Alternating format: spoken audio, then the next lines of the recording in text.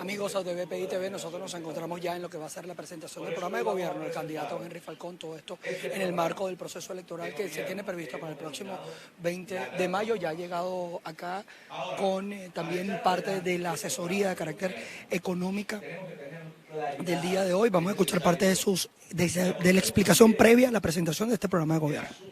Que hoy compromete en buena medida la estabilidad, la gobernabilidad y también la posibilidad de éxito de cualquier propuesta que se plantee en el país, la política. Es necesario que nosotros, así como venimos haciendo todo el equipo que nos acompaña, desplegados por toda Venezuela, tratando allí en los sectores excluidos, los sectores excluidos de siempre, también conjugando con ellos posiciones y propuestas en la resolución de sus necesidades más sentidas. Este país demanda de nosotros hoy más que nunca, soluciones a su problema principal, la economía, y también a los grandes desequilibrios sociales. Pero eso pasa por la política, pasa por comprometernos todos, pasa por ejercer el derecho y la responsabilidad que tenemos hacia el futuro. Este 20, si Dios quiere, todos estamos comprometidos a dar un paso al frente, a darle la cara a Venezuela. Y de allí se inicia un proceso de pacificación, de concertación, de entendimiento, que nos lleve a la resolución real de los grandes problemas que hemos venido diagnosticando, que se han venido explorando de manera muy detallada por un equipo multidisciplinario, para lo cual llamé a este economista que ustedes tienen aquí, Francisco Rodríguez, un hombre de una dilatada trayectoria, que junto a un grupo de profesionales de todas las áreas ha venido haciendo un trabajo meticuloso, muy exhaustivo, pero además muy objetivo de lo que nosotros y lo que ustedes quieren que hagamos por Venezuela. Francisco. Buenos días, candidato. Candidato, amigo y próximo presidente de Venezuela. Para mí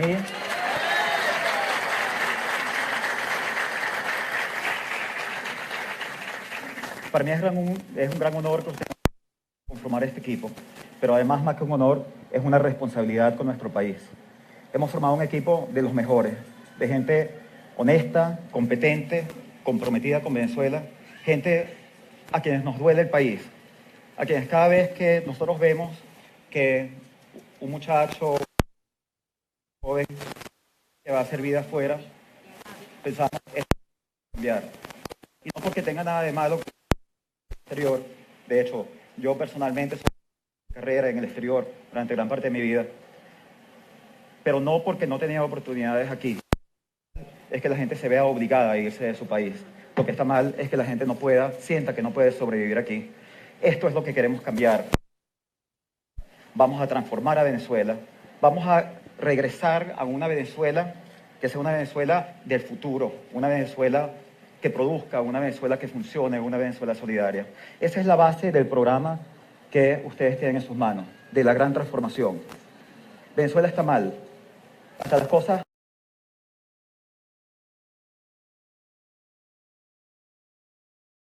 más complejas se vuelven mucho más complejas en Venezuela.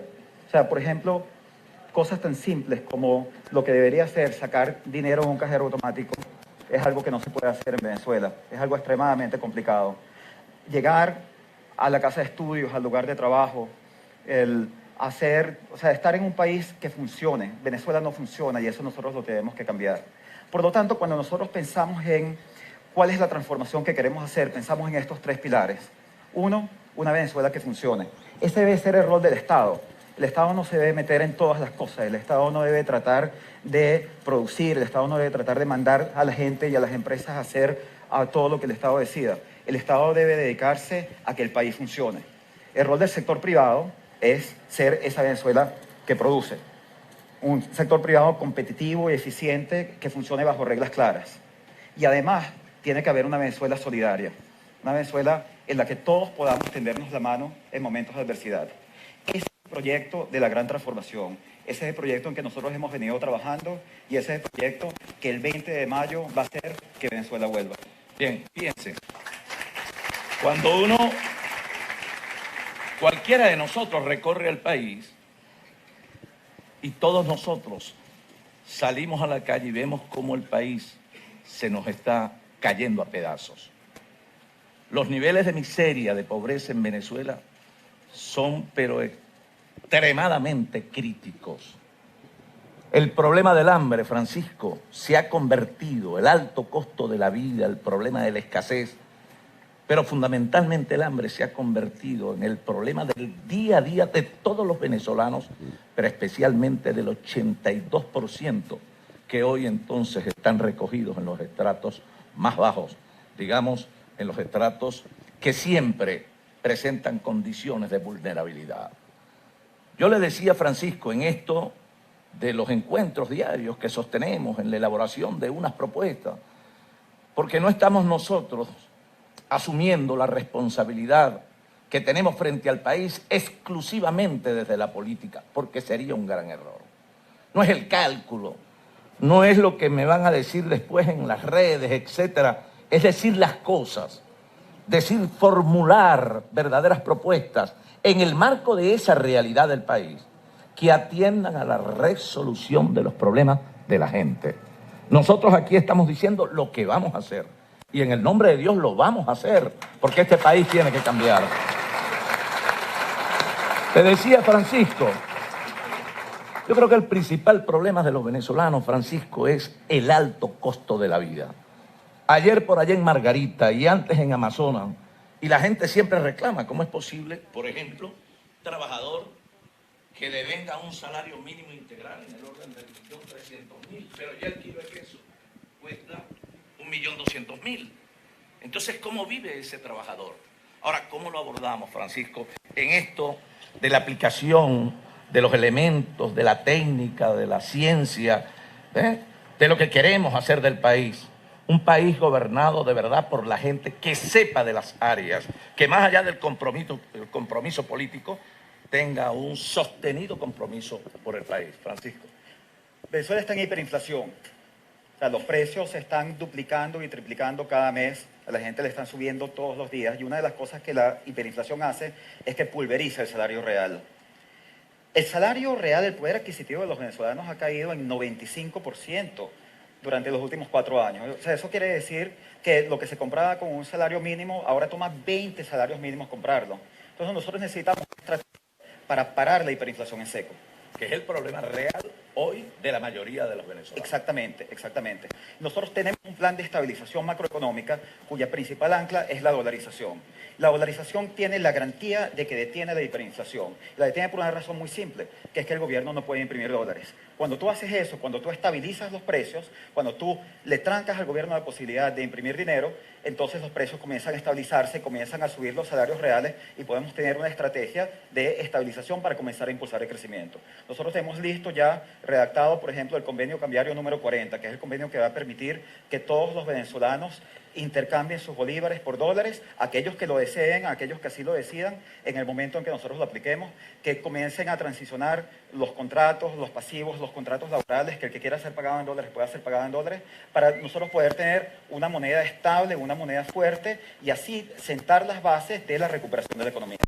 Fíjate, uno pudiera preguntarse, y es lo que la gente normalmente pregunta en la calle, bueno, la propuesta de la dolarización, ¿cómo sería el mecanismo de implementación de esa propuesta que nosotros hemos debatido, que hemos discutido? Entendemos que es la solución al mal de males, al mal de la hiperinflación, que tenemos que derrotar llegando al gobierno, para poder darle verdadera estabilidad económica y social al país. Claro, está ese planteamiento que no es una política aislada de un gobierno, que se entiende en la realidad de lo que está pasando en la calle. Pero Francisco pudiera dar detalles del mecanismo, la metodología para llevar adelante ese proceso. Claro que sí, claro que sí. Hay para implementar la dolarización, lo que hay que hacer es cambiar los bolívares que están en circulación por dólares. Y resulta que la cantidad de dólares que uno necesita para hacer eso no es una cantidad tan grande, precisamente porque el bolívar se ha depreciado tanto. Entonces, en este momento nosotros hemos calculado que utilizando un tipo de cambio que está muy por debajo del tipo de cambio paralelo, el cual por supuesto se va a tener que decidir en el momento de acuerdo con la evolución de las variables, nosotros podemos intercambiar todos los bolívares en circulación en la economía por aproximadamente 3.000 millones de dólares, o sea, un tercio de lo que está en las reservas internacionales. Entonces, nosotros lo que vamos a hacer es que la gente va a decidir, bueno, si yo tengo un depósito, yo ese depósito quiero que me lo conviertan a dólares. Si yo soy un empleado público, el sector público me va a permitir que yo migre mi contrato a dólares. En la economía se va a comenzar a dar una migración voluntaria de los contratos a dólares a medida que la gente comience a tener más dólares. Van a quedar algunos bolívares en circulación. Eso está bien, porque esto está ocurriendo sobre una base voluntaria. Y eso es importante. Nosotros no le estamos diciendo a la gente qué hacer. O sea, este gobierno es el que piensa que le tiene que decir a todo el mundo qué hacer. Nosotros estamos dejando que la gente decida en qué quieres tener tus ahorros, cómo quieres que te pagues. Pero eso sí, nosotros hemos calculado que vamos a comenzar con un salario mínimo de $75, un salario mínimo integral de $75. Hemos presentado ahí justamente en el plan de gobierno, en el apéndice están todos los cálculos presupuestarios. La nómina del sector público va a costar 9.200 millones de dólares. Eso es un 7% del Producto Interno Bruto. Eso está perfectamente dentro de... Pero nosotros, para poder pagar esos salarios, para poder pagar salarios de verdad, que le permita a la gente cubrir sus gastos de verdad, tenemos que estabilizarlo. Y para eso es indispensable hacerlo con algo que te da la garantía de éxito, que es la dolarización. Claro, ahora, ese sería ya, digamos, tú lo has planteado, la dolarización no es la panacea. Correcto. En la resolución de los problemas económicos del país.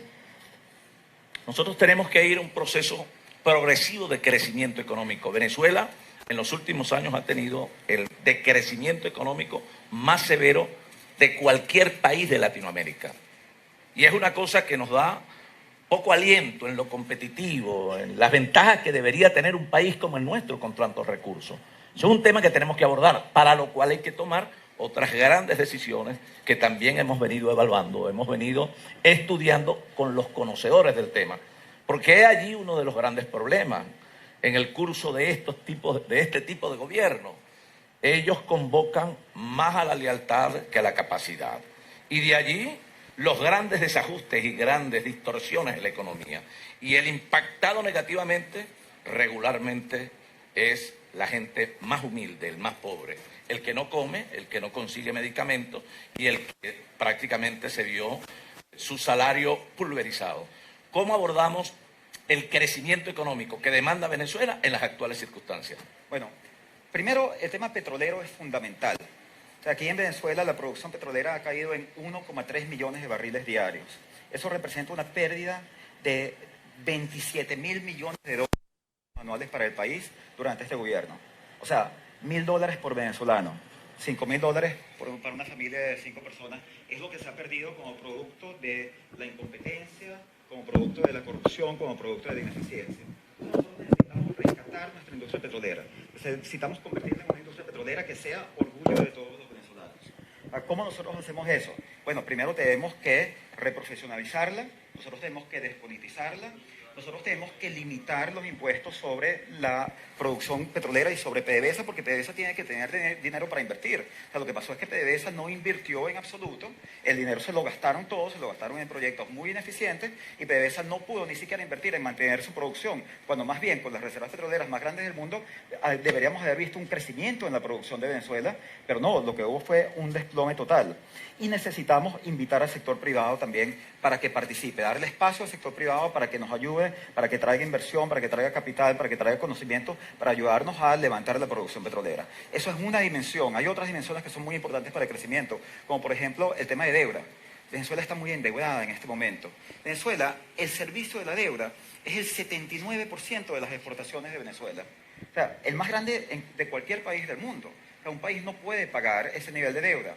Pero lo que pasa es que las exportaciones son bajas porque ha habido este desplome, porque no hubo ningún apoyo a las exportaciones no petroleras. Entonces el país esencialmente se quedó sin producir dólares. Y por eso nosotros tenemos que plantear a los acreedores, a los mercados internacionales, que necesitamos un respiro. que necesitamos un tiempo, necesitamos un espacio para poder dedicarle recursos a invertir en el incremento de la producción petrolera, para invertir en el reabastecimiento del país, para invertir en la reactivación del aparato productivo. Después de un tiempo que nosotros hayamos podido levantar esta economía, podemos entablar la conversación con los acreedores, que ellos nos den ese tiempo y en algún momento vamos a poder pagarles. Pero en este momento tenemos que priorizar a Venezuela. Y también nosotros tenemos que hablar con los organismos financieros internacionales. O sea, el resto del mundo quiere ayudar a Venezuela. En este momento el gobierno está impidiendo que entre ayuda humanitaria al país. Eso es algo criminal. O sea, con lo que está pasando en este país, con las dificultades que está pasando la gente. Entonces, nosotros, en primer lugar, el primer día, tenemos que abrirnos a la ayuda humanitaria, pero también tenemos que ir a hablar con los organismos financieros internacionales, organismos de los cuales este gobierno ha huido por razones ideológicas, como el Banco Mundial, como el Fondo Monetario Internacional, como el Banco Interamericano de Desarrollo, como la Corporación Andina de Fomento. En este momento, por ejemplo, países amigos, tales como Colombia, han estado coordinando un esfuerzo de ayuda de aproximadamente $60.000 millones para Venezuela. Nosotros tenemos que entablar conversaciones con ellos y efectivamente utilizar con transparencia y con honestidad esos recursos para invertir en Venezuela, para recuperar la economía venezolana. Claro, y eso tiene que ver con un tema que es conocido por todos los venezolanos, pero también la comunidad internacional, confianza. Claro. Por un elemento que es clave para que se pueda volcar la mirada de la inversión hacia nuestro país. Y esa confianza deviene de que tengamos instituciones serias, creíbles, confiables, autónomas e independientes. Es justo, además, es imperativo iniciar un proceso de reinstitucionalización del Estado venezolano. Eso tiene que ser, es parte del debate del día a día. La falta de la confianza y de allí el problema de que muchos venezolanos tienen hoy resistencia en asistir al compromiso más importante que hayamos tenido, por lo menos en los últimos 20 años. Porque aquí no se trata de elegir un presidente, no se trata de cualquier gobierno. Se trata de un gobierno de salvación nacional, un gobierno muy amplio, un gobierno donde participen, bueno, los más capacitados, los más comprometidos, los que quieran más este país. Y ese gobierno tiene que ser un gobierno de eso, un gobierno de la ciencia, un gobierno del compromiso, un gobierno de la sabiduría en el nombre de Dios. Pero decía Francisco, y yo creo que aquí, bueno, ese elemento político, ustedes saben, el atrincheramiento ideológico, neutraliza también a este tipo de gobiernos, porque son gobiernos populistas que aplican el clientelismo desfasado, y mientras ellos tienen ese elemento perturbador de la ideología, entonces el país se sigue hundiendo más. Y es lo que también debemos derrotar. De allí que la política en el inicio de un gobierno, el ejercicio sano de la política, en la coherencia, digo, en el planteamiento anterior, que seguirá siendo el planteamiento para esos días. Tomando el gobierno, nosotros tenemos que iniciar un proceso de concertación en el país para lograr acuerdos políticos que incluso nos lleven a revisar incluso la propia Constitución y algunos instrumentos legislativos en el país. Ahora, Francisco tocaba un punto que es esencial. ¿Cuántos muchachos nuestros no se han ido al exterior? A explorar alternativas, a explorar soluciones de vida porque no se las ofrece su país. Ahora, ese es un tema que hay que abordar. Y aquí hubo una política de persecución a la iniciativa privada que se materializó con las expropiaciones, pero más que expropiaciones hubo confiscaciones, porque hay empresas, señores empresarios legítimos de esos factores de producción que no fueron nunca indemnizados. Y ahí está, 3.000 y pico de empresas expropiadas entre empresas, fincas, etcétera. Eso se vino todo porcentualmente en un 98.8% a la nada, prácticamente quebrados. Y hoy que queremos ofrecerle oportunidad a nuestros muchachos para que regresen, para que este país los vea una vez más regresar a forjar con nosotros la Venezuela de la grandeza, la Venezuela que queremos transformar, bueno, tenemos que también tener una política asertiva, una política eficaz y una política eficiente en este tema de la reactivación del aparato productivo. Francisco. Correcto. Y un primer punto, como usted lo señaló, es el de devolverle las empresas expropiadas al sector privado. El sector privado que puede ponerlas a producir, el sector privado que les puede inyectar capital.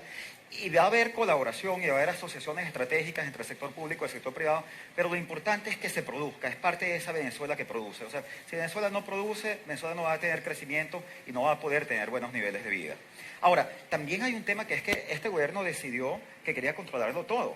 Entonces el gobierno controla el cambio, porque piensa que tú tienes que utilizar los dólares que además no te da para hacer lo que ellos dicen. Controlan los precios, controlan la producción, le dicen a los empresarios que usted tiene que venderle a tal y tal. O sea, aquí en Venezuela se rompió el principio básico de la libertad económica. Una economía de mercado no puede funcionar sin libertad económica. Por lo tanto, nosotros tenemos que ir hacia el restablecimiento de la libertad económica. Eso quiere decir que nosotros tenemos que eliminar el control de cambio. Eso quiere decir que nosotros tenemos que levantar los controles que asfixian a la economía en este momento. De forma que se pueda producir, de forma que exista un marco en el cual el empresario, pero también el trabajador, también todas las personas que quieran ponerse a producir, que quieran dedicarse, y esos jóvenes que están afuera, muchos de ellos se han ido a hacer emprendimiento afuera, porque la economía aquí no se los permite. Muchos de ellos se han ido a ganar dólares afuera, porque no lo pueden hacer aquí. Nosotros queremos que todos ellos tengan la oportunidad de regresar, y para eso necesitan una economía con puestos de trabajo, necesitan una economía dinámica, productiva, y para eso el sector privado es esencial. Una economía no va a crecer sin el sector privado. Sí, fíjate que el recurrir ante organismos multilaterales a buscar financiamiento, es más, organismos de los cuales Venezuela es parte. Así es. Hemos sostenido esas conversaciones. En una oportunidad estuvimos conversando con el Fondo Monetario Internacional, con la gente del Banco Interamericano de Desarrollo, con el Banco Mundial, con la Corporación Andina de Fomento. Y hemos estado también en el análisis claro, objetivo, más allá de la crítica de algunos sectores, seguramente minoritarios. Venezuela hoy padece su crisis humanitaria más aguda que haya vivido por lo menos en los últimos 100 años. Desconocer eso es estar desfasado de la realidad de la calle. Y si nosotros tenemos que abrir nuestro país para que vengan las ayudas de medicina, que venga la ayuda de los alimentos, etcétera, pues bienvenida la ayuda a Venezuela de todo aquel que quiera participar en la transformación, en la recuperación de nuestro país. Y de allí un elemento que también nos afecta a todos por igual, porque incide también en otras variables que tienen muy afectado a la población venezolana, el problema de la violencia y la inseguridad. Y eso deviene también de los niveles de exclusión, del crecimiento de la pobreza, del problema del desempleo, de la erosión del salario, etcétera. Todo eso debe tener una política, y que hay que explicarla muy bien, con programas complementarios de atención social, como existe en buena parte de los países. La atención necesaria a los sectores más vulnerables de la población. Francisco, nuestra tarjeta solidaria. La tarjeta solidaria es una política para atender el problema de la pobreza. Y hay que entender lo siguiente. En Venezuela, de acuerdo con un estudio llevado a cabo por 3 universidades, la Universidad Simón Bolívar, la Universidad Central de Venezuela y la Universidad Católica Andrés Bello, la pobreza en el año 2017 fue 87%. Y este año, de acuerdo con nuestras proyecciones, puede llegar por encima del 90%, incluso posiblemente hasta el 95%. Por cierto, quiero hacer una parte aquí. ¿Por qué es que estas estadísticas las producen universidades privadas? Porque el gobierno no publica estadísticas. El gobierno esconde las cifras de la pobreza, esconde las cifras de la mortalidad infantil, la mortalidad materna, esconde incluso las cifras de crecimiento, las cifras de inflación. Y la verdad que yo me siento, cuando yo veo el trabajo que están haciendo estas universidades, estas 3 universidades que cité, para levantar estadísticas que nos permitan tener un diagnóstico de la situación, siento una grandísima admiración por esos profesores, por esos investigadores, y me siento orgulloso de ser egresado de una de esas universidades, de la Universidad Católica Andrés Bello, de ser ucavista, porque esos investigadores le están dando el ejemplo al país de hacia dónde nosotros tenemos que avanzar y cómo es que se trabaja en este país para hacer diagnósticos, para conseguir soluciones. La tarjeta solidaria. La idea de la tarjeta solidaria es que nosotros tenemos que entender que este gobierno, al destruir la economía del país, empobreció prácticamente a toda Venezuela.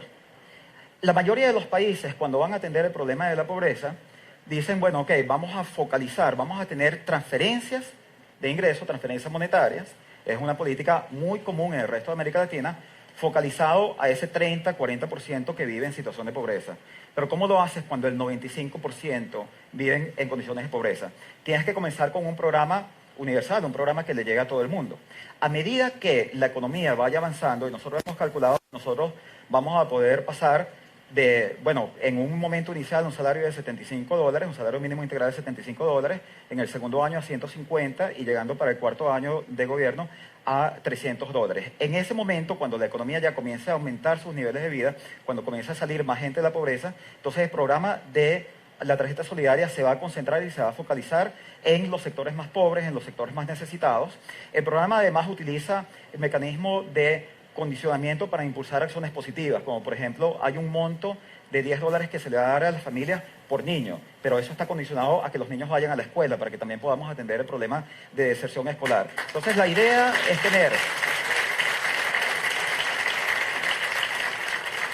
es esa parte de la Venezuela solidaria. Necesitamos la Venezuela que funcione, que es donde está la acción del Estado. Necesitamos la Venezuela que produzca, que es donde está la acción del sector privado. Y necesitamos esa Venezuela solidaria. En este momento todos necesitamos ayudarnos para salir juntos de este grave problema en el que nos han dejado las políticas económicas de los últimos años. Y juntos vamos a salir de ellos y vamos a lograr la gran transformación de Venezuela. Bien.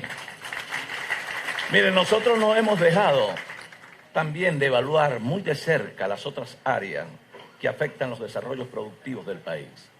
Áreas de servicio, ustedes van a cualquier parte de Venezuela y el día a día, el común es la protesta por gas, la protesta porque no hay agua, por allá protestan porque no hay luz. Recientemente el Estado Zulia tiene cortes intempestivos del servicio de energía eléctrica que duran 12 horas.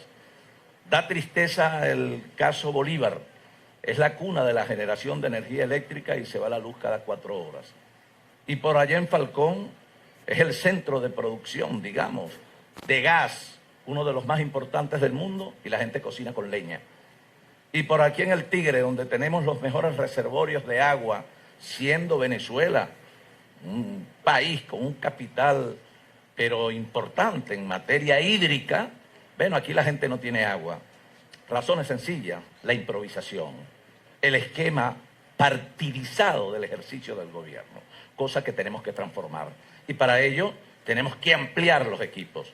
Es el concurso en un gobierno de verdadera unidad y de salvación nacional que, repito una vez más, convoque a todos los sectores, no solo a los sectores de la política, a los sectores de la academia, a los sectores del empresariado, a los trabajadores. Ese gobierno, ese gran gobierno, debe ser el gobierno que inicie la transformación del país para poder estabilizar a Venezuela y llevarlo hacia la senda no solo de la estabilidad, de la paz, sino también hacia la senda del progreso. Yo quiero que Francisco presente parte del equipo. Con ellos vamos a interactuar brevemente. Está nuestro maestro de la política, Eduardo Fernández, por allí, que tiene un compromiso. Y está también un hombre a quien le tengo mucho respeto, porque ha asumido con entereza, con gallardía, con mucha responsabilidad.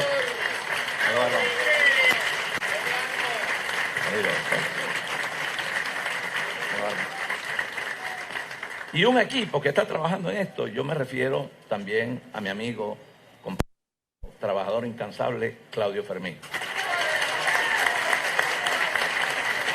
Francisco. Bueno, para presentar a otros integrantes del equipo que han estado trabajando con nosotros, primero quiero presentar al ingeniero Jorge Alejandro Rodríguez, que le decimos cariñosamente Jorge Rodríguez el Bueno. ¿Cómo está, Jorge? Él es un ingeniero eléctrico, fue miembro de la directiva de CADAFE y ha estado trabajando con nosotros en todo el tema de los servicios públicos. Quiero invitar a Josefina Baldó.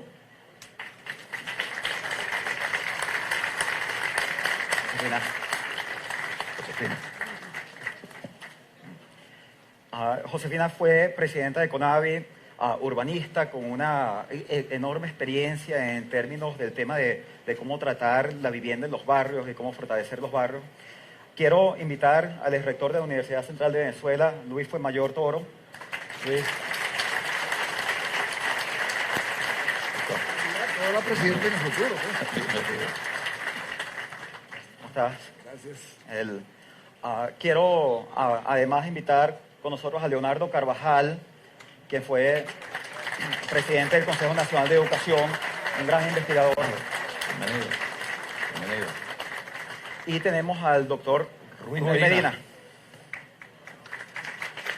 Usted es un médico de más de 50 años de experiencia en el sector público, con una dedicación extraordinaria al tema de la salud.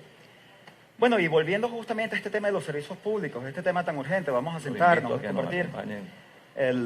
Jorge, háblanos un poco de cómo hemos estado pensando en el tema de los servicios públicos. Creo que Eduardo tiene un compromiso. ¿Por qué no comenzamos entonces por el tema internacional mejor? Esto funciona. Y yo me puedo parar. Claro. Sí, claro. Muchos saludos, muchas gracias por la invitación. Me han pedido que haga algunos comentarios sobre el tema de las relaciones internacionales de Venezuela. Hoy, el gobierno venezolano está absolutamente aislado de la comunidad internacional. Don Henry, la primera tarea del próximo gobierno, y ojalá sea un gobierno presidido por usted,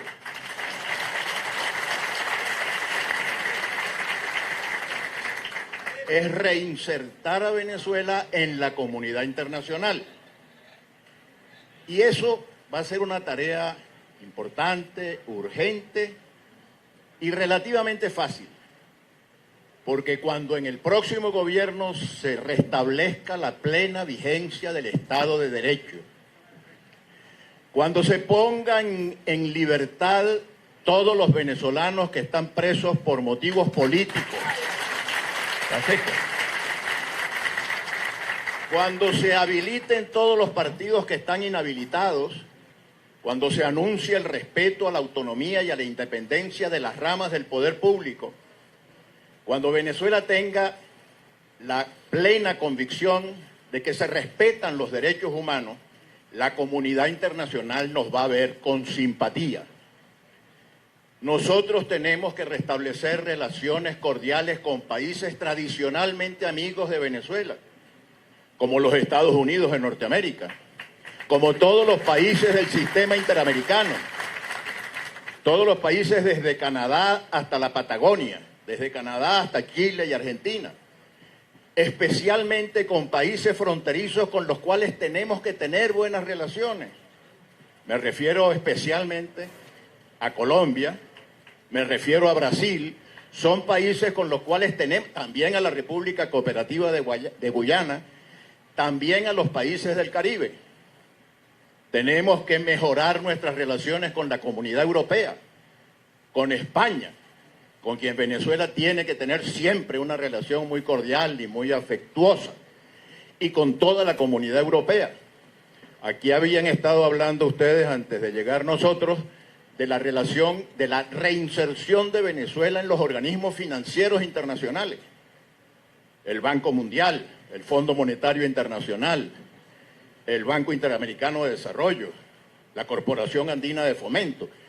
Y toda esa relación va a permitir que haya los recursos necesarios para reactivar la economía venezolana.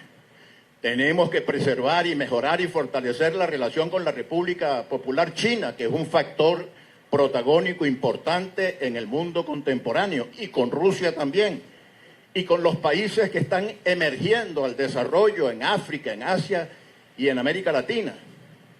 El futuro es esplendoroso.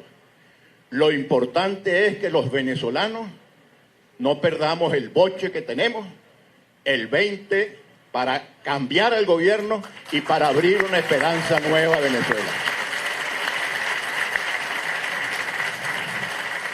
Y el objetivo de esa política internacional será que Venezuela vuelva a ser, y lo sea cada día más, un país respetado, querido, apreciado, y que a los venezolanos no nos maltraten cuando vamos al exterior, sino que por el contrario seamos vistos con respeto, con cariño y con afecto.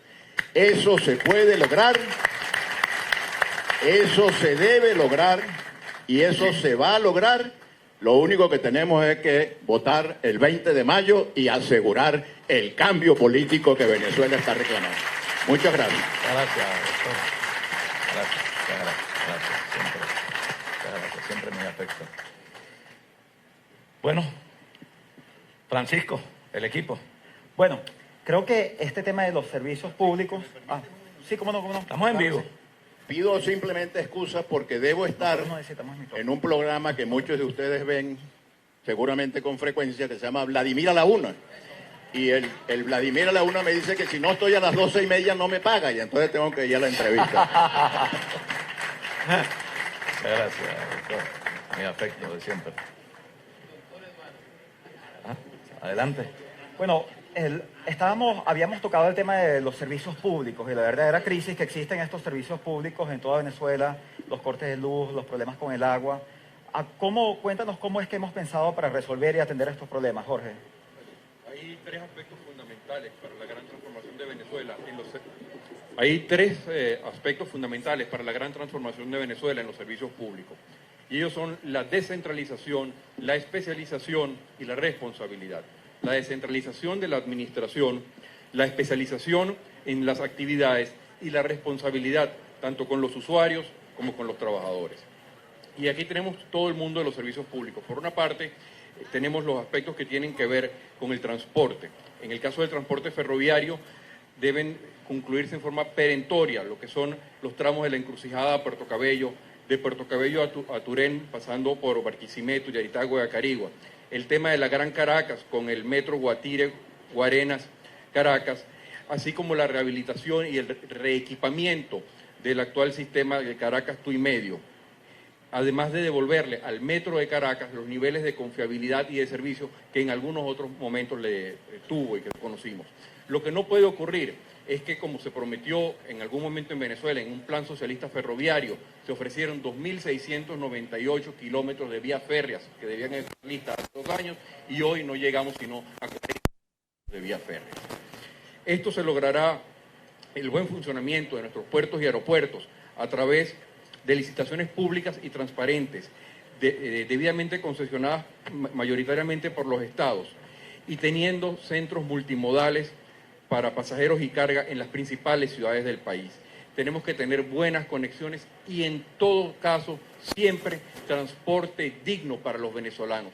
Nunca más una perrera, nunca más uno de esos aspectos.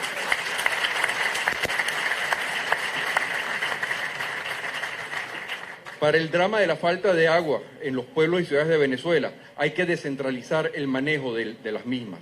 Y para ello se procederá con asociaciones público-privadas, las cuales culminarán las represas que hoy día se requieren. Tomemos en cuenta que tenemos un déficit de alrededor de un 30% del agua que debe entregarse a los venezolanos. Esto quiere decir que de 3.000 millones de metros cúbicos por año que deberían ser entregados, en estos momentos apenas tenemos una capacidad estimada de 2.280 millones de metros cúbicos por año. En el caso de los sectores del gas y la electricidad, estos deben desarrollarse de manera armónica para maximizar el beneficio para los venezolanos. Para ello es fundamental, en el caso del gas, acometer con celeridad el desarrollo de todo el sistema que está frente a las costas de Sucre. La explotación de estos yacimientos va a permitir dos cosas. Por un lado, el suministrar gas a los venezolanos y por otra parte, el obtener recursos monetarios que son tan necesarios, tan importantes para los venezolanos, para nuestro desarrollo, después de todos estos años de derroche. En el caso del sector eléctrico, hay medidas que deben tomarse con urgencia. Por una parte, en la generación, la rehabilitación y puesta en marcha de las grandes plantas eléctricas que en estos momentos se encuentran, por falta de mantenimiento, absolutamente descuidadas. Y además, acometer un plan de mantenimiento para aquellas que de manera precaria hoy día prestan el servicio. La parte de los sistemas de transmisión en media y alta tensión han sido específicamente definidos y es necesaria no solamente la rehabilitación y el mantenimiento de los mismos, sino la expansión. Particular importancia tiene el occidente, en el noroccidente y la zona andina. Y en esto ya fue señalado por el candidato, no puede volver a ocurrir que el Zulia pase mediodía, un día sin electricidad. Nunca más debe perderse un día de trabajo en Venezuela por falta de electricidad, por falta de luz. Se recuperará también en el sector eléctrico la operatividad del alumbrado público en trabajo conjunto con las alcaldías, aspecto que es sumamente importante para la seguridad ciudadana. Pero para lograr todo esto y darle estabilidad al sector eléctrico, a sus inversiones, será fundamental el descentralizar y desagregar las actividades de Corpoelec según las especialidades, generación térmica, hidráulica, transmisión y distribución, así como el establecimiento de la Comisión Nacional de Energía, la cual coordinará las políticas de gas y de electricidad. En el aspecto de las telecomunicaciones, si bien Venezuela cuenta con una legislación relativamente moderna, es perentorio tener una Comisión Nacional de Telecomunicaciones, una CONATEL, que se dedique a servir como instrumento, como ente regulador, como promotor de la modernización, promotor de las inversiones, y no como un instrumento de persecución política y de represión. Para todos los aspectos que tienen que ver con este plan, contamos fundamentalmente con el trabajador venezolano, con los técnicos venezolanos que están en estas empresas. La atención a los reclamos y a las necesidades de estos trabajadores, la descentralización para que no tengan que estar viniendo a Caracas hasta los más mínimos necesidades, y la atención a su capacitación nos permitirán llevar adelante este plan. El ver al trabajador venezolano como hombres y mujeres capaces de enfrentar los más difíciles retos. Eso... Gracias, Alejandro. Gracias. Alejandro es un prominente ingeniero eléctrico y además un conocedor del área de los servicios. Pero yo quiero rápidamente, yo tuve la oportunidad de alcalde de Barquisimeto en 2 periodos y siempre lo dije en cualquier programa y además donde tuve la oportunidad de debatir el tema de la rehabilitación física de barrios y la necesidad de iniciar un proceso de descentralización real en Venezuela. Que la descentralización no se vea perturbada por la política centralista de un gobierno. Hay una ley que nosotros, que incluso quedó allí por mandato de la Asamblea Nacional Constituyente del año 99, me refiero a la ley de la Hacienda Pública Estatal. Esa ley de la Hacienda Pública Estatal fue aprobada, sancionada por la Asamblea Nacional, la legítima Asamblea Nacional, y no ha recibido el visto bueno, no ha recibido la promulgación del Ejecutivo Nacional, no les conviene. Y por eso hoy vemos el estado de deterioro de los espacios locales, los municipios. En el caso de las gobernaciones de Estado, se vieron superados sus presupuestos. No hay planificación en el ámbito regional, en el ámbito local. Se han perdido los planes de desarrollo urbano local. Y yo conocí a Josefina Baldó cuando Josefina era la presidenta del CONAVI, el Consejo Nacional para la Vivienda. Créanme que los programas sociales más efectivos, más eficaz, por el impacto formativo, pero también resolutivo en las verdaderas necesidades que fueron atendidas con la gente y decididas con la gente, fue precisamente en aquella cruzada que se hizo a través de Josefina con los programas de rehabilitación física de barrio, de urbanizaciones populares y de otros programas que atendieron ese clamor y ese mandato que plantea la Constitución en cuanto al proceso descentralizador en Venezuela. Josefina.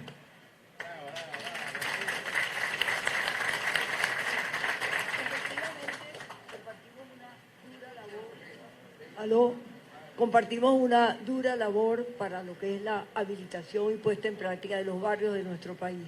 Y eso fue una gran experiencia. Ahora, esta gran transformación que nos hemos metido como proyecto de país para hacer de Venezuela una república contemporánea, tiene necesariamente que tomar en cuenta a las ciudades como el soporte físico para el desarrollo. Es así. Y, por supuesto, una política urbana que trate de rescatar con los servicios y los espacios públicos estos deteriorados agrupamientos de seres humanos, que es lo que llamamos en Venezuela ciudades. Triste, pero es así. El deterioro ha sido dantesco. Esa anomia social imperante ha ido creciendo cada vez. Por lo tanto, para un futuro de nuestro país, se necesita la reconstrucción y construcción de ciudades que realmente tengan dotación de servicios, equipamientos para toda la población, esos servicios terminales que tanto padecemos, y decía ahorita y señalaba nuestro candidato. Esto es indispensable para que participen todos y se mejoren las condiciones de vida. Pero la ciudad, la mitad de su espacio está constituido por viviendas. Por supuesto, una política nacional de vivienda es indispensable ponerla en práctica. Hay que retomar todas estas cosas que se abortaron y se cortaron y destruyeron este país. Y eso significa los barrios, los asentamientos informales, eso significa las urbanizaciones populares, esto significa la gente en albergue, hasta la gente de la calle, porque hay que ocuparse de eso que existe. Y las nuevas urbanizaciones de vivienda progresiva, que son para disminuir las posibles invasiones que se vienen dando, y las nuevas viviendas, que ha sido la gran propaganda de todos los gobiernos buenos y malos, porque eso es así. Entonces, cuando nos damos cuenta que en nuestro país la gran parte de la población fue la que tuvo que resolver su problema de vivienda, porque fue así, que ellos mismos construyeron sus albergues, ellos mismos, sin planificación, sin servicios, tuvieron que irse amontonando. Y por supuesto, esto es gran parte de lo que constituyen los barrios urbanos suburbanizados, pero la cifra es dramática porque es más del 51% de nuestro país. Entonces eso es grave como tal. Pero sin embargo hay un proyecto, que es el que señala nuestro candidato, de avanzada de intervención estructural en las zonas de barrios, que tiene un conjunto de metodologías que tienen que ver con la planificación física, el diseño urbano, la arquitectura urbana, la ingeniería, por un lado, y el otro, el más importante, el apoderamiento comunitario participando en los proyectos. Esta participación en los proyectos con sistemas administrativos idóneos logra que los ciudadanos puedan llevar todo un registro, los que están afectados como tal y los que delegan los recursos en tiempo real. ¿Qué hace eso? Evidentemente va disminuyendo el clientelismo y, por supuesto, la corrupción. Eso es muy importante. Entonces, decimos que esa participación no es una opción ética política, sino que realmente constituye una necesaria intervención técnica y, a su vez, solidaria desde el punto de vista de benefactor a la gente. En este caso, la participación comunitaria, y lo que señalaba el candidato que interesa mucho, ese empoderamiento va más allá de sencillamente delegar los programas a los municipios y a las gobernaciones, porque descentraliza al máximo. Es el municipio delegándole a las comunidades que puedan hacer el trabajo. Imagínense lo que significa eso y cómo potencia los resultados para poder realmente lograr los objetivos. Esto hace que sean partícipes desde la programación, la planificación, la ejecución y hasta la administración de sus recursos. Decimos entonces que esa participación protagónica de la población como cuentadantes de la República administrando los dineros es posiblemente uno de los proyectos de cambio más valiosos que podemos impulsar, y está en el artículo 184 de nuestra Constitución. Así es, muchas gracias.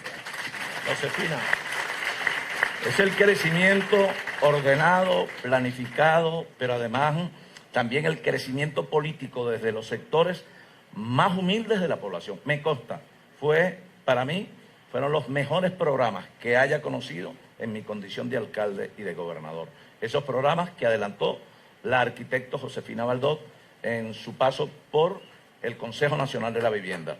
Quiero saludar y agradecer la presencia de Luis Betancur, José Luis Betancur, quien fuera presidente de Fedecámara, que nos acompaña en la mañana de hoy. También está con nosotros un buen amigo, diputado a la Asamblea Nacional y además un hombre que asume desafíos y asume retos cuando hay que asumirlos. Me refiero a José Antonio España, dirigente nacional de Primero Justicia. También está con nosotros un joven dirigente que siempre acompaña cada propuesta que tiene que ver con el crecimiento no solo político, a pesar de que participa de la política, sino con el crecimiento también económico y social del país. Me refiero al diputado Carlos Valero, dirigente nacional de Un Nuevo Tiempo, que está con nosotros por acá también. Bienvenido, Carlos. Y dejo a Francisco, porque todavía estamos ya en la parte final, pero todavía tenemos algunas áreas que queremos un poco presentárselas a ustedes, ¿no? Sí, y hay muchos temas importantes y nosotros estamos tenemos este documento que lo hemos impreso y lo vamos a distribuir por todo el país, de la gran transformación de Venezuela.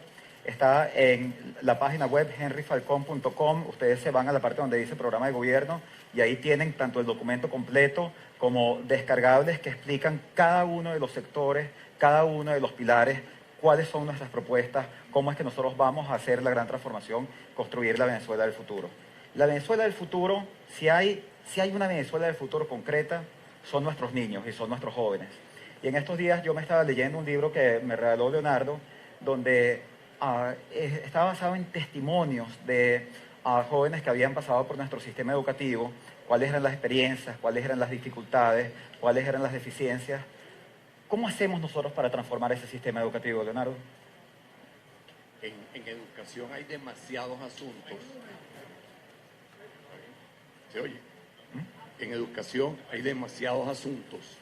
Y entonces me va a permitir leer, para no excederme del tiempo, algunas de las políticas, algunos de los principios fundamentales.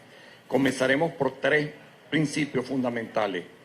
Nosotros continuaremos entregando, en la educación, el nuevo gobierno respetará la libertad de pensamiento y el pluralismo, porque sin libertad de pensamiento no hay verdadera educación, sino más bien un indebido intento de amaestramiento de las conciencias. Garantizaremos la inclusión de todos en la educación obligatoria, al tiempo que trabajaremos por rescatar la calidad de nuestra educación tan menguada durante el chavismo. Erradicaremos cualquier tipo de ideologización partidista de la educación. Decimos con el maestro Luis Beltrán Prieto Figueroa que la educación no debe ser la expresión de la doctrina política de un partido, pero eso sí, no deben temer aquellos docentes contratados por el chavismo que sabemos quieren votar por Henry Falcón porque ya no aguantan a este descabellado, inmaduro y terrible gobierno. Nosotros vamos a respetar su derecho al trabajo pedagógico, como respetaremos el derecho de cualquier profesional que al interior de las escuelas, de los liceos, se dedique a formar en la ciencia y en la conciencia a nuestros jóvenes. En cuanto a las medidas, tenemos en el programa una treintena de ellas, simplemente seleccioné 10 en función del tiempo. Garantizaremos que al 100% de todos los centros educativos oficiales y privados subsidiados lleguen los desayunos, almuerzos y meriendas nutritivos para nuestros niños, adolescentes y educadores. Continuaremos entregando a todos los escolares libros de texto y computadoras, aprovechando lo bueno de la colección Bicentenario y de las canaimas y eliminando las propagandas ideologizadoras que contienen. Todos los adolescentes del bachillerato se formarán también para el trabajo, además de la cultura general que da el bachillerato. Realizarán desde el 1º al 5º año pasantías guiadas en las empresas y organizaciones públicas y privadas. El salario en esta época inicial, transicional, como plantea Francisco Rodríguez, el salario de los maestros y profesores del bachillerato será decente. El docente 1 devengará $188 mensuales y este sueldo irá escalando hasta llegar a los $313 mensuales para el docente 6. Se organizará en acuerdo con las 66 instituciones que forman docentes en el país, un plan acelerado, urgente, para cubrir el gravísimo déficit que tenemos en nuestro bachillerato de más del 50% de profesores. En las universidades dominadas por el actual gobierno politiquero, rescataremos la meritocracia académica y la libertad de pensamiento, de expresión y de investigación. Aplicaremos el plan detallado del que disponemos, que está en el programa, para ir logrando el regreso del exterior de muchos profesores universitarios que han tenido que emigrar. Los salarios de los profesores universitarios comenzarán a ser competitivos y oscilarán inicialmente desde los $200 mensuales para los instructores a tiempo completo hasta los $544 mensuales para los titulares a dedicación exclusiva. Combinaremos con ponderación el criterio de la inclusión social que vamos a seguir manteniendo con el de garantizar la máxima calidad en la formación profesional de nuestra juventud. Prepararemos con una Comisión Nacional pluralista la reforma profunda del nivel mediante una nueva ley orgánica de educación superior. Y además de la educación de los niveles regulares, crearemos el Sistema Nacional de Formación para el Trabajo para capacitar cada año en cursos prácticos a 1 millón de venezolanos que están fuera de las aulas y del trabajo entre los 15 y los 35 años. Todo esto y más será posible primero con tu voto el 20 de mayo y luego con tu participación y la de muchísimos venezolanos de todas las tendencias. Bien.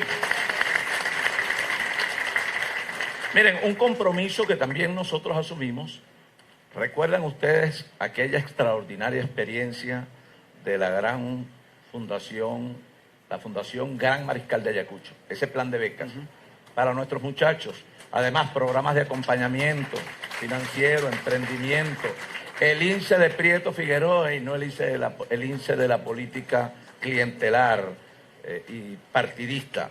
También, yo aprovechando rápidamente lo que decía Leonardo, ¿no?, que nuestros trabajadores de la administración pública pierdan cualquier temor, porque este no es un gobierno que se estabiliza social ni políticamente.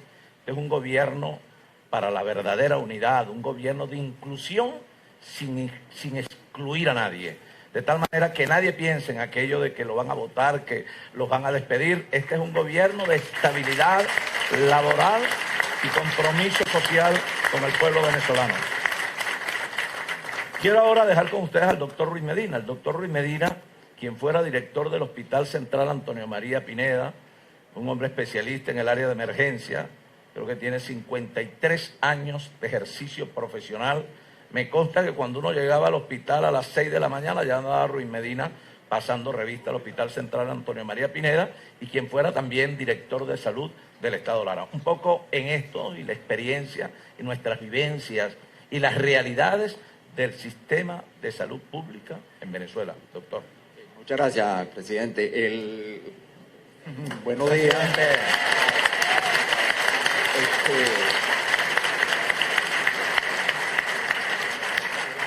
Realmente, como lo dijo el presidente, el futuro presidente de Venezuela, nosotros hemos estado 53 años activamente, y todavía estoy activo, en el ejercicio de la profesión en un área tan difícil como la emergencia. Durante estos años, yo jamás en la vida había visto que la salud se deteriorara de la manera tan terrible como la estamos viviendo nosotros en los momentos actuales.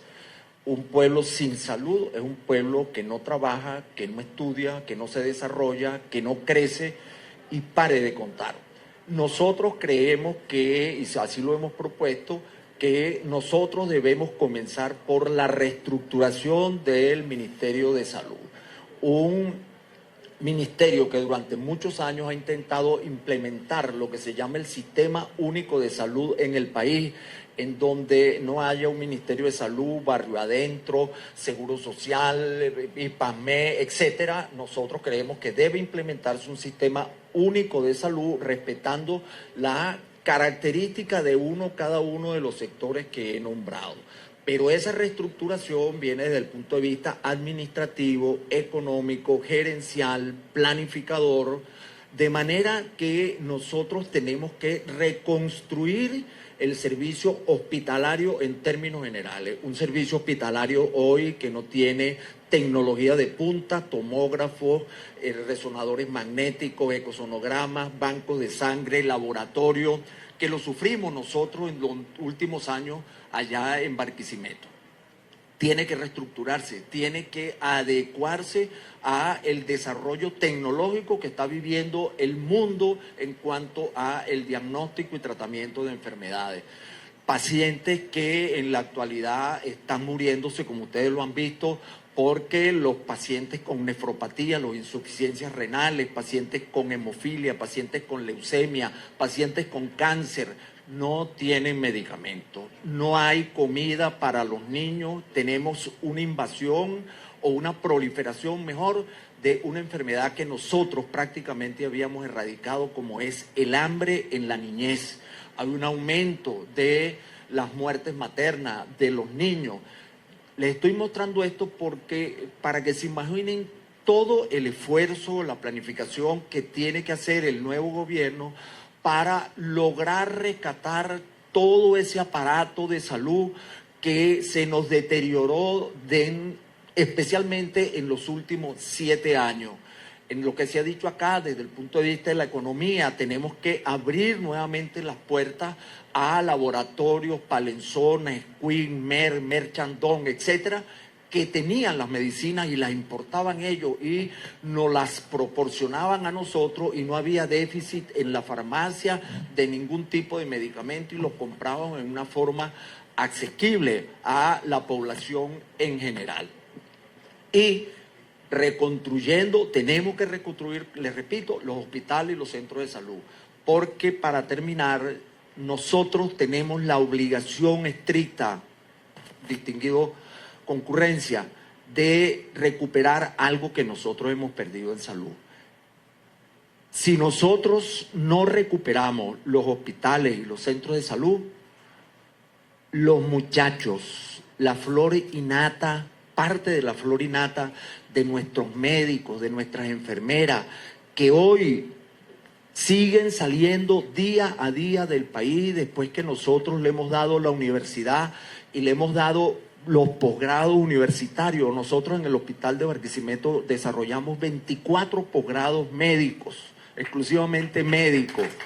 Si nosotros no le reconstruimos los hospitales y le aseguramos que nosotros le vamos a facilitar una medicina de altura, una medicina de calidad, no de cantidad, una medicina de calidad, esos muchachos no van a regresar porque ya han sembrado en otros países sus conocimientos, su estabilidad y su calidad de vida. Por lo tanto, es fundamental la reconstrucción del sector salud, especialmente en los hospitales, en todos los tipos de hospitales, para nosotros poder repatriar ese tesoro que hoy tenemos haciendo exportación a otros países que también lo necesitan, pero nos necesitamos nosotros primero que los demás. Muchas gracias. Muchas gracias. Doctor Ruiz Medina, son las áreas, parte de ellas que hemos explorado con el concurso de unos 350 profesionales de diferentes especialidades. Quiero que Francisco presente a nuestro próximo invitado. Sí. Y seguramente el área de la ciencia y de la tecnología. De la ciencia, la tecnología y la investigación. Estábamos hablando hace un rato sobre este tema de cómo las universidades hoy hacen investigación en Venezuela, hacen investigación muy valiosa, incluso la investigación que debería estar haciendo, la información que debería estar haciendo el mismo gobierno y que no lo hace, se hace desde nuestras casas de estudio.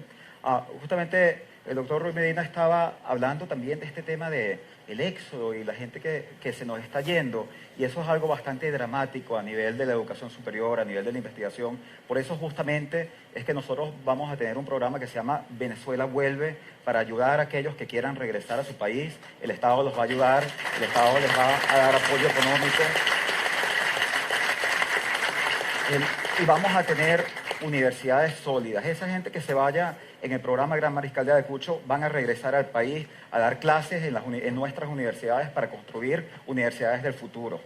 Quiero que en este momento hablar de este tema con una de las personas que más experiencia tiene, tanto como rector de una universidad como investigador, en el tema de la investigación y de la ciencia y tecnología. ¿Cómo hacemos, cómo creamos la Venezuela innovadora, Luis? Bueno, muchas gracias por haberme permitido participar en la comisión de programa del candidato Henry Falcón. Decir que la ciencia y la tecnología son vitales e importantísimas para despegar del subdesarrollo y para garantizar un mayor bienestar de la población es prácticamente un lugar común. Todo el mundo lo dice, pocos lo creen y casi nadie lo asume realmente desde los gobiernos. Una de las cuestiones que el gobierno de Héctor Falcón va a demostrar es que no va a ser un lugar común en ese gobierno, sino que se va a asumir concretamente el desarrollo científico y tecnológico de la nación como una de las políticas de Estado fundamentales y base del resto de las políticas del Estado, de las políticas de salud, de las políticas de vivienda, de las políticas ferroviarias, de las políticas energéticas, de la política petrolera incluso. Una de las cosas a rescatar, y de esta manera señalamos con claridad que no todo lo que se ha hecho ha sido malo, ni en el pasado mal llamado cuarto republicano, ni en el presente mal llamado quinto republicano.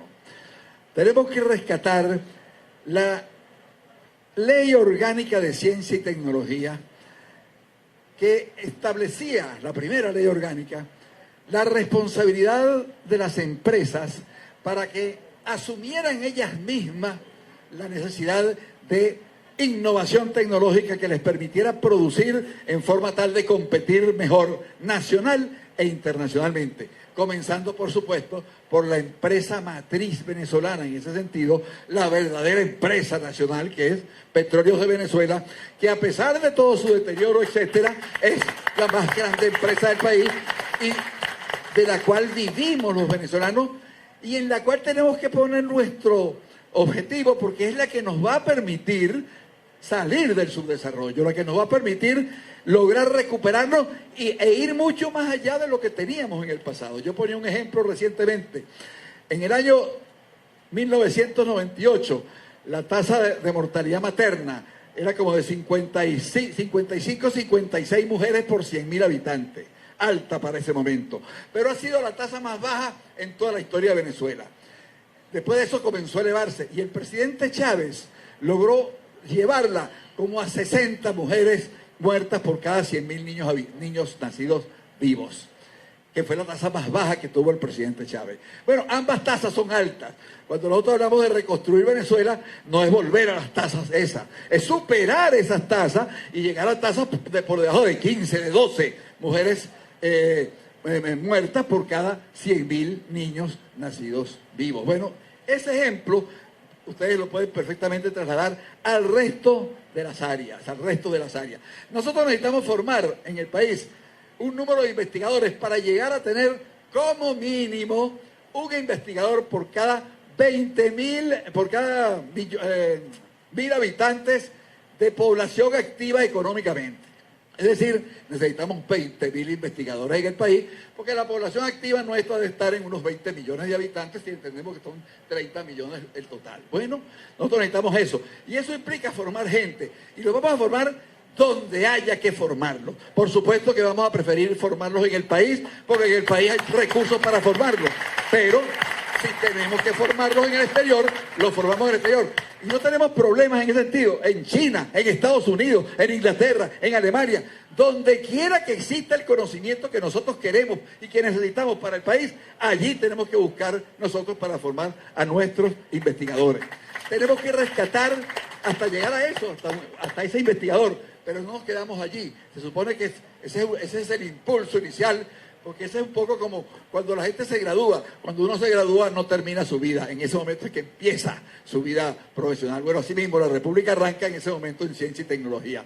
Y tenemos que rescatar las unidades de investigación. Hay que hacer un censo de cuáles son las unidades de investigación existentes, activas, que están publicando, que están investigando, y buscar cuántos investigadores tenemos jubilados que en estos momentos incluso están en las universidades dando clases para que no les cierren, para que no cierren las asignaturas, porque si no se cierran esas asignaturas y no se es capaz entonces de graduar profesionales, buscarlos, traerlos, así como se traen investigadores desde el exterior, con incentivos, bueno, también aquellos investigadores que están jubilados, traerlos con incentivos y colocarlos en las unidades de investigación para formar ese recurso humano, para formar la generación de relevo. Esa generación de relevo, formarse fundamentalmente en el país, pero repito, en donde pueda formarse. Para eso hay que dedicar recursos. Para eso hay que ponerse como meta, las cifras internacionales en relación con cuánto porcentaje del PIB debemos dedicar a ciencia y tecnología. No vamos a decir que en este momento vamos a dedicar tanto, no. Tenemos una referencia internacional para nuestros países. Bueno, eso lo tenemos como meta, como objetivo. Y de acuerdo a cómo vayamos saliendo paulatinamente de la situación de crisis en que estamos, iremos caminando en ese sentido e incluso hasta superar en forma importante esa cifra internacional. Pero una cosa sí debe quedar clara. PDVSA, que es nuestra empresa matriz, PDVSA tiene que comprar la ciencia y tecnología y la asesoría técnica que utiliza principalmente en el país, porque de esa manera fortalece a nuestras universidades, fortalece a nuestros institutos de investigación, no comprarlas nada más en el exterior. Esto no significa que no se compre ciencia y tecnología en el exterior. Por supuesto, si la que se necesita no está en Venezuela, se compra en el exterior donde quiera que esté. Pero en principio uno debe tratar de comprarla aquí, porque ese es el estímulo para que se invierta aquí y nuestras empresas inviertan aquí en ciencia y tecnología, rescatando la ley, rescatando aquellos artículos de la ley que después fueron lamentablemente eliminados. Nosotros pudiéramos tener un procedimiento legal que funcionó además, porque funcionó en el año 2007 y en el año 2008. Lamentablemente lo cambiaron, bueno, por presiones del CENIAT, de la propia PDVSA, presiones indebidas, cambiaron un sistema en el cual las empresas invertían directamente en su desarrollo científico y tecnológico. Muchas gracias. Gracias.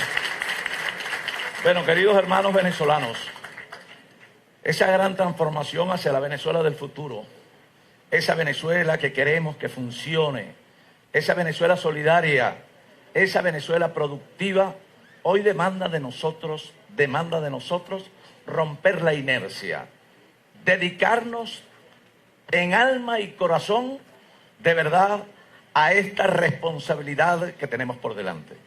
Yo solo les pido un día de tu vida, un solo día, un día de tu vida por tu país, el día 20 de mayo.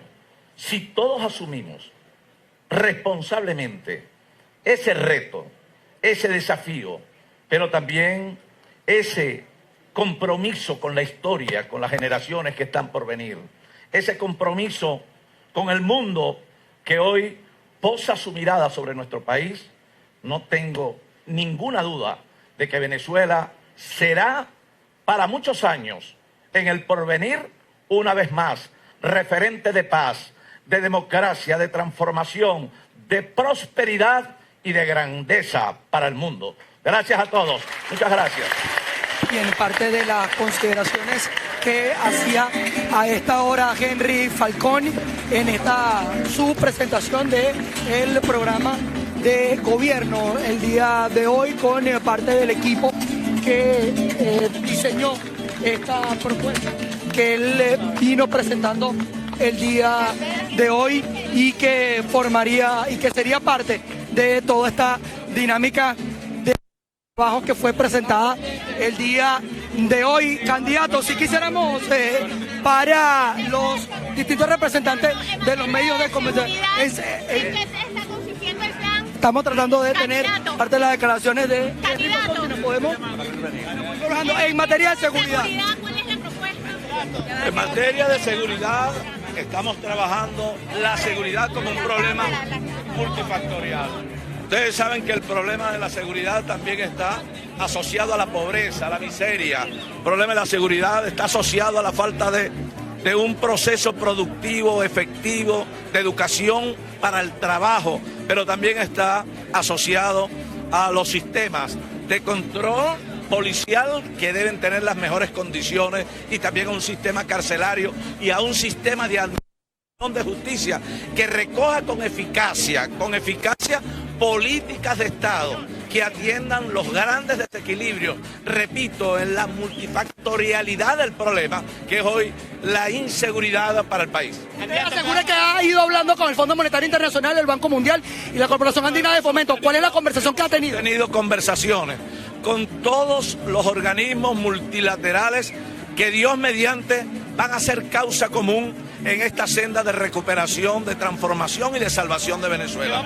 Lo estamos haciendo porque Venezuela hoy demanda del acompañamiento de toda la comunidad internacional, el restablecimiento de nuestras relaciones, la necesidad de abrir a Venezuela, abrir nuestro país para las inversiones, pero también frente a la crisis humanitaria que vive nuestro país, que pueda llegar a Venezuela ayuda humanitaria, que se expresen alimentos, medicamentos y que se expresen todo lo que quieran los países del mundo, colaborar para que Venezuela, como dije al final de la presentación, vuelva a ser un referente de paz, de democracia, pero también de productividad y grandeza para el mundo. ¿Qué va a pasar con la Asamblea Nacional Constituyente luego que usted gane? La Asamblea Nacional Constituyente no goza de credibilidad ni legitimidad interna ni internacionalmente.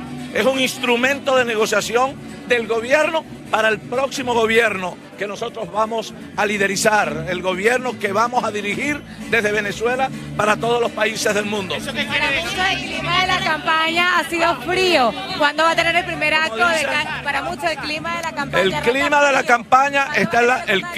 campaña está en la calle. El clima de la campaña es lo regular que ustedes están viendo en Amazonas, en Margarita, en todas partes donde vamos. Y el clima de la campaña comienza a alentar a un vasto sector de la población que hasta días pensaba abstenerse y que hoy siente que la única posibilidad eficaz de salir de esta pesadilla de gobierno es participando, es votando. No hay otra. La abstención no tiene sentido, la abstención no tiene utilidad. Y lo otro, que la abstención no tiene ningún plan. Nadie ha presentado una solución concreta al país con esas tesis del abstencionismo.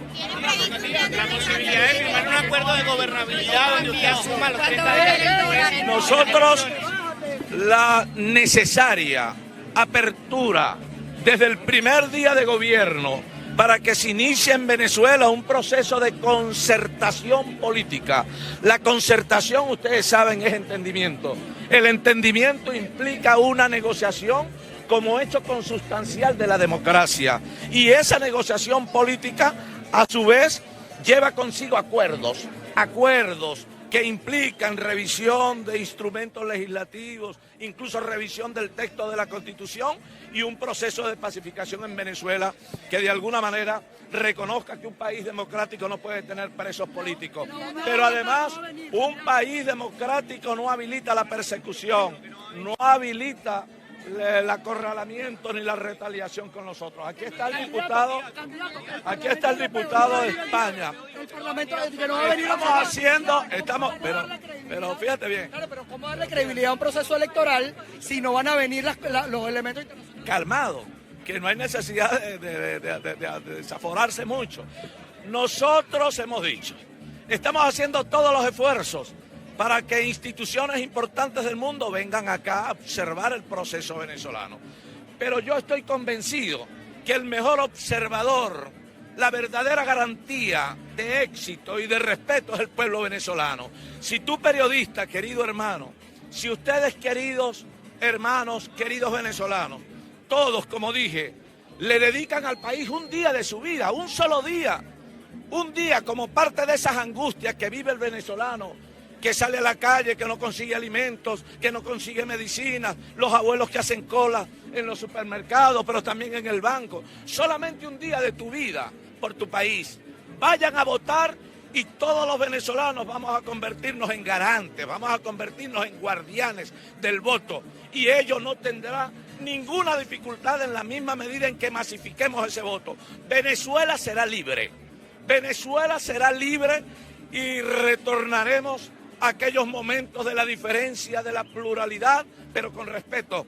Pero además, en el marco de una política acertada, de una política coherente, de una política oportuna para poder corregir las grandes distorsiones de la economía y, por supuesto, lo más importante, abatir el problema del hambre, que afecta a la mayoría de nuestros hermanos venezolanos. Por eso vieron ustedes, aquí nosotros estamos presentando propuestas concretas.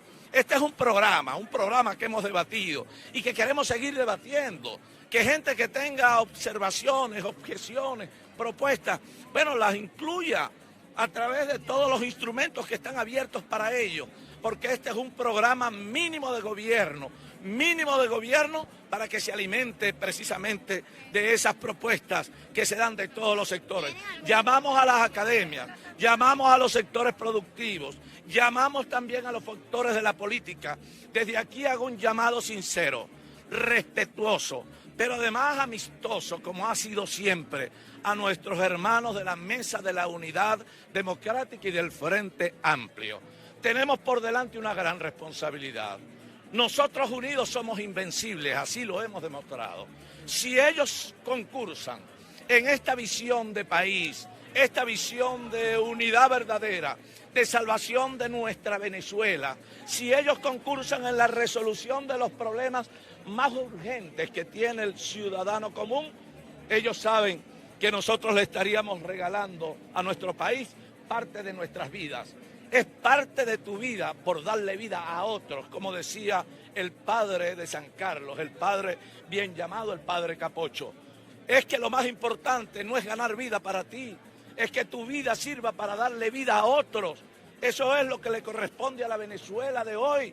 Y le corresponde a la Venezuela de hoy desde la dirigencia de sus políticos, desde los partidos, desde las instituciones universitarias, desde el empresariado, desde todos, hermanos, desde ustedes los comunicadores sociales. Debe dolernos, a todos debe dolernos, muy, pero muy, debemos llevar muy hondo, de verdad, cada muerte en nuestro país, cada niño que vemos en la calle. Por Dios, no nos vamos a dar cuenta de eso. Vamos a poner por delante el interés de un partido o la postura mezquina de alguien para no abordar lo que demanda la mayoría de la población. Ese es nuestro llamado, con todo respeto. Muchas gracias a todos. En su programa de gobierno no se tocó el tema de la corrupción, se va a aplicar la justicia. Todo. Es que la justicia debe ser exactamente el poder que genere equilibrio en un Estado para que podamos hablar de gobernabilidad y podamos hablar de democracia. Debe ser la justicia autónoma, independiente, confiable, como lo reza nuestra Constitución. No una justicia como departamento del Ejecutivo Nacional, como oficina del Ejecutivo Nacional. Es ese elemento al que nos hemos referido cuando hablamos de la reinstitucionalización del Estado venezolano. Esa es parte, todo eso. ¿Cómo van a manejarse la división que hay, por ejemplo, en el TCJ, en el exilio y el actual TSJ? Uno tiene que hablarle, hay que hablarle con la verdad al país. Hay que hablarle con la verdad. Uno puede ejercer desde la política acciones políticas que de alguna manera generen un efecto de lo político, pero hay que ver si en la práctica, en el ejercicio efectivo de la institucionalidad, eso tiene efectos. Hay que hablar con la verdad y nosotros siempre hemos sostenido que con la verdad siempre derrotaremos la maldad. Venezuela va a tener nuevo gobierno y lo vamos a asumir con grandeza, como dije, con alegría, pero también con compromiso. Muchas gracias. Gracias a todos. Bien, parte de las opiniones que está teniendo el candidato. Los respeto a todos. El Frente Amplio debería reflexionar y llamar a la Bien, en parte de las opiniones que estaba ofreciendo el candidato Henry Falcón y ya a su salida de lo que fue esta presentación de su plan de gobierno. Acá lo tenemos en nuestras manos, parte de lo que fue la presentación que hizo hace algunos minutos con los integrantes, también de alguna manera de quienes han diseñado todo este programa de gobierno. Ha asegurado que tiene el apoyo de la comunidad internacional, más allá de que ya el Parlamento Europeo haya dicho que no va a venir a Venezuela a observar o a ser observador ni veedor de las elecciones que están previstas para el próximo 20 de mayo, porque asegura que no hay garantías. Igual ya hizo un pronunciamiento la comunidad europea y también otros organismos internacionales como la OEA y las Naciones Unidas, que también han asegurado que no van a tener observación internacional en Venezuela porque no están dadas las condiciones, al menos para observar este proceso